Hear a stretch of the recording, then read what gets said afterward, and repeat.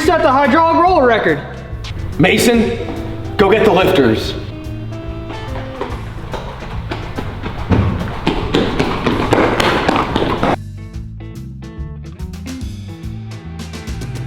Just a few more pulls, baby. I know you got it in you. Just a few more dyno pulls.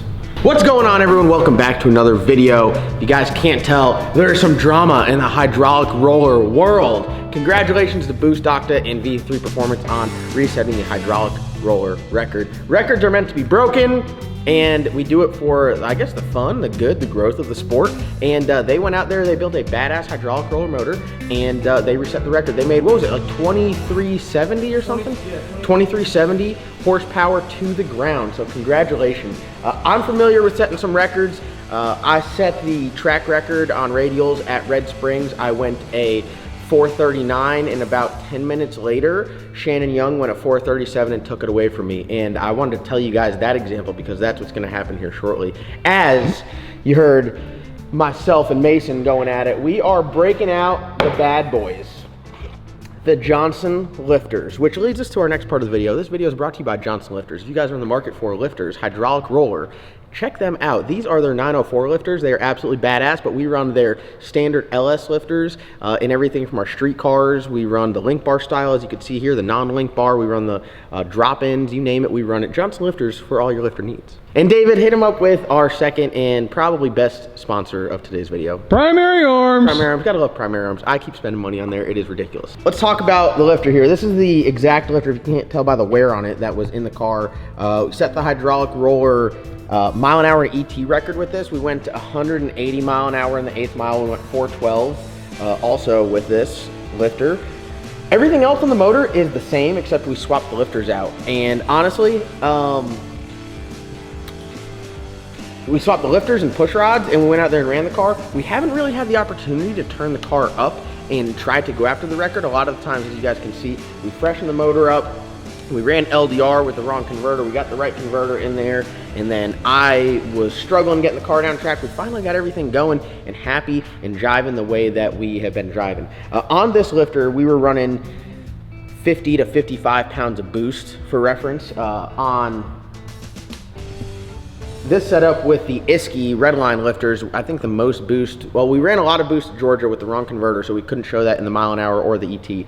But since then, since we got the right converter, we're using a Circle D converter. Shout out to Pete at Circle D, absolutely amazing converter.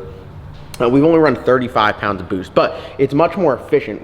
I think we probably could have gotten a lot faster if we had the right converter in it. The other converter had a lot of slip. So we've gone almost just as fast mile an hour wise on 35 pounds of boost as we have previously on 50 pounds of boost.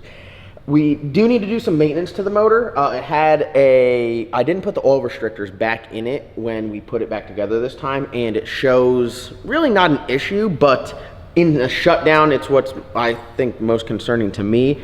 This thing right here, you fire it up, makes 75 pounds of oil pressure, it makes like 85 pounds of oil pressure going down track. That's what it's set up for.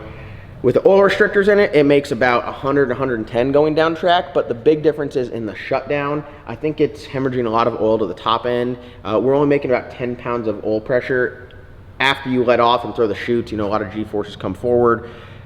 I shut the car off relatively quick, but it's just something that I want to alleviate the issue if possible. So we were going to just pop the intake and valley cover off and just put oil restrictors in there, but since we already have to pop the intake off, pop the valley cover off, we then have access to the lifters. So we will do a lifter change and go back to the dyno.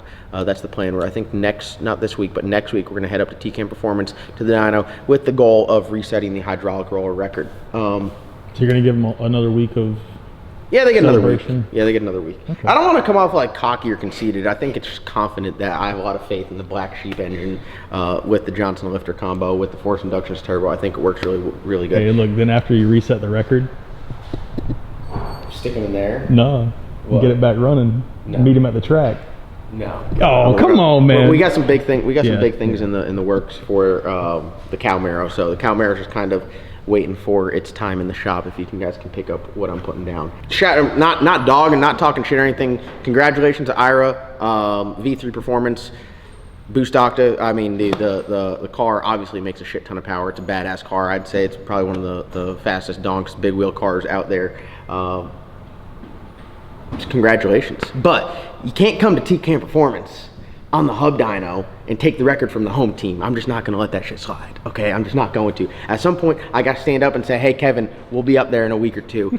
And Kevin's like, all right, so we're gonna do it. And honestly, I think it's good for the sport. I think it makes people want to go out there and try to make more horsepower. That's what it's all about. If we go up there and don't make that horsepower, you know, we just come back here with our tails between our legs and we stick the solid lifters back in it and we go to the track and pick up where we left off. If we go up there and we do set the record, again, it comes back with the home team. We come back here, we put the solid roller lifters, and then we go back to the track like nothing ever happened. That's the plan. So we're gonna be putting these guys in there. I wanna give a big shout out to Johnson Lifters, Randy and the guys up there. We talked with them pretty much through the whole process of setting the hydraulic roller record.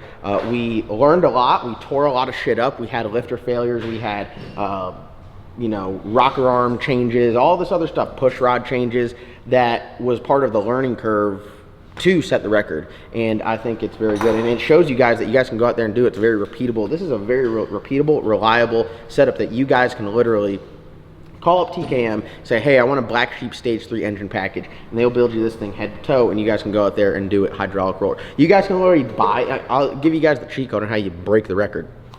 You go and buy this exact combo, right? You say, hey, I need a Black Sheep Stage 3, give me a CID intake and a 4500 elbow. And then like intake to oil pan, it's the same, okay?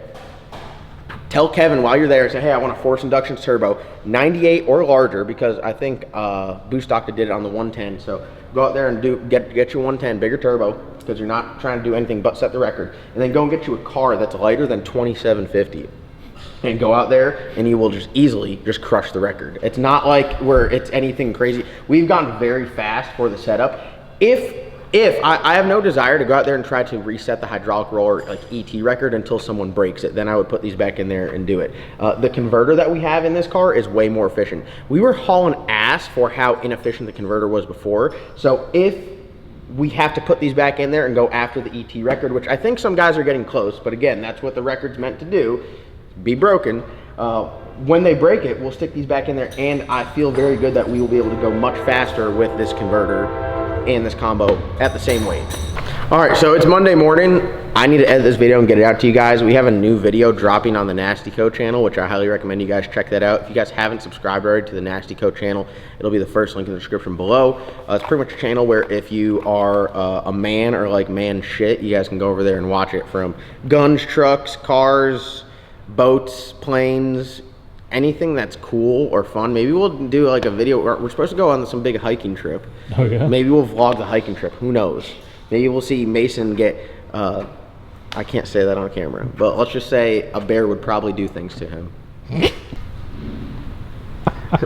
So if you guys are into that kind of stuff, maybe not that exactly, maybe not that exactly, but if you're into just cool manly shit, I guess you could say, maybe we'll do a video driving the deuce round, who knows. Go check that out. I think our first video is how many tortillas does it take to stop a bullet? Because I've always wondered that, you know, if you're at a Mexican restaurant and someone comes in there, you gotta know how many you need to stack up to be safe. So yeah, go check that channel out. We're also doing the giveaway, which someone was talking shit on my giveaway, saying it was a shitty giveaway. I've given away 8 cars. This one, I'm just trying to give away an opportunity that's fun. If you guys don't like the opportunity, just don't buy any merchandise. You know, if you guys like the opportunity, then buy the merchandise. It's solely there for you to take advantage of if you want to. I get to ride in the cars all the time, so I don't need to win it to experience it. But if you're interested in riding in one of the cars, go to lsnasty.com, and every dollar you spend on the website will get you entered to win. We got some work to do on this. I'll be posting up on Instagram the progress of this. And yeah, that's pretty much all we got going on. Thank you guys so much for watching. Like always, comment, like, subscribe. Hope you guys have a great Monday. Go out there, turn some wrenches, do some work, have some fun. We'll see you guys in the next upload.